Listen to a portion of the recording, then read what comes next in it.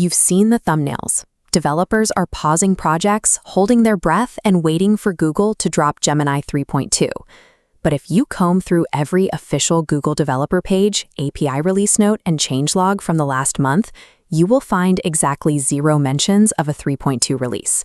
It does not exist in any system Google actually controls. This entire industry panic is built on a ghost. The only trace of a 3.2 label comes from a single search snippet, pointing to a comparative test in an article that returns a 403 error.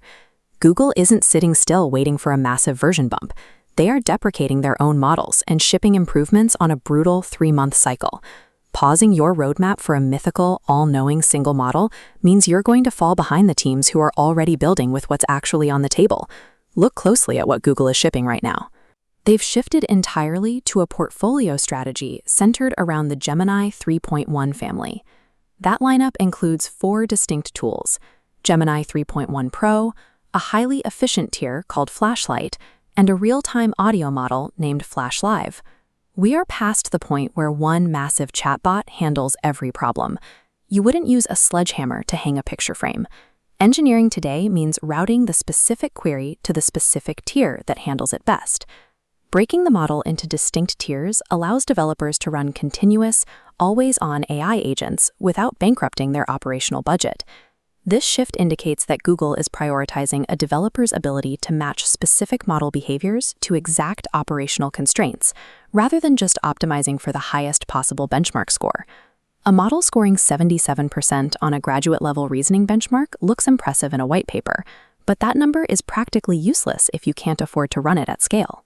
We can map this out by looking at this chart, comparing the cost per million tokens against raw reasoning capability across the major models. Up here in the top right, we have Gemini 3.1 Pro. Selecting this tier gives you highly reliable, multi-step tool orchestration and a massive context window capable of ingesting over 1 million tokens at once. But the penalty for that intelligence is high. The latency is slower, and the premium per token pricing makes it a terrible choice for high-volume automated agents. If we drop down to the high-speed tier, Gemini Flashlight, the economics flip. The cost plummets to just 25 cents per million input tokens, and time to first token drops dramatically. The catch here is the engineering burden. To safely use Flashlight, you have to build an intelligent routing layer that accurately identifies difficult reasoning tasks and kicks them up to the Pro tier. Now, both of those tiers still lock you into Google's managed API ecosystem. If you want out of that structure entirely, you have to look elsewhere. Choosing an open weights model like Meta's Llama 3 gives you absolute control over your data. But in exchange, you take on 100% of the server costs, scaling headaches, and infrastructure maintenance. There is no perfect answer. You have to decide where you want to take the hit. You either pay Google's premium API margins, or you pay the silent, compounding costs of managing your own infrastructure. But token economics and latency scores don't matter if your compliance department kills the project before it ships. Data governance is the hardest barrier to clear. Take a look at this governance checklist. Google actually splits its data handling rules across 3 completely distinct deployment paths.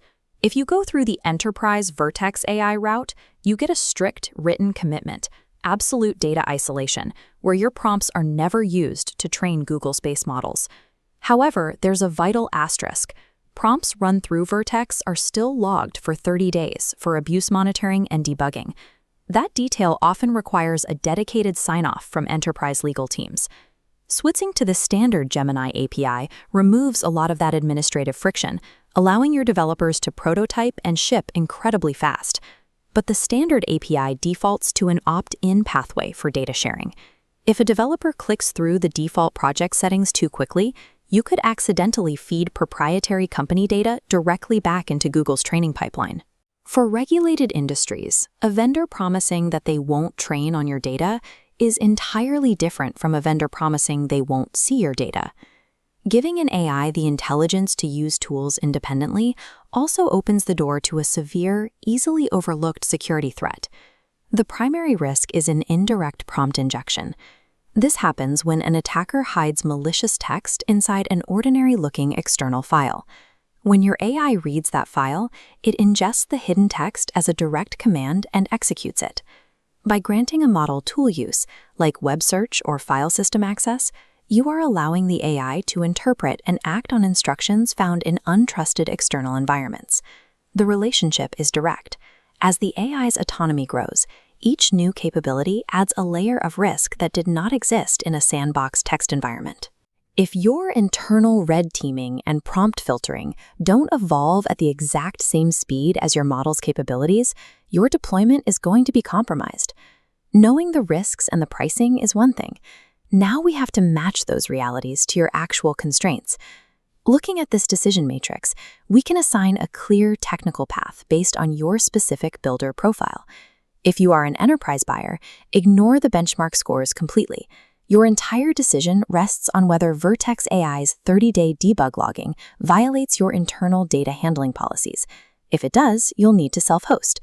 If you are a high-volume developer building agentic workflows, point your infrastructure at the flashlight tier today. The steep drop in per-token cost makes continuous, automated processing immediately viable. And if you are simply shopping for the best ecosystem, OpenAI's GPT-4o is a strong default. But for massive document ingestion, Gemini 3.1 Pro's million-token context window is the more specialized tool.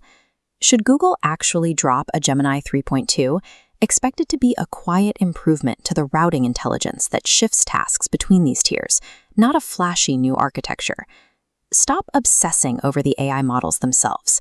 The real bottleneck is the infrastructure required to run them safely.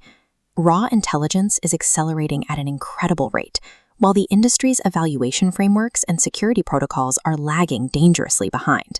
Step off the hype cycle. Spend your time building stable evaluation harnesses, strict data governance policies, and resilient routing logic. The teams that win over the next 2 years won't be the ones holding out for the newest version number.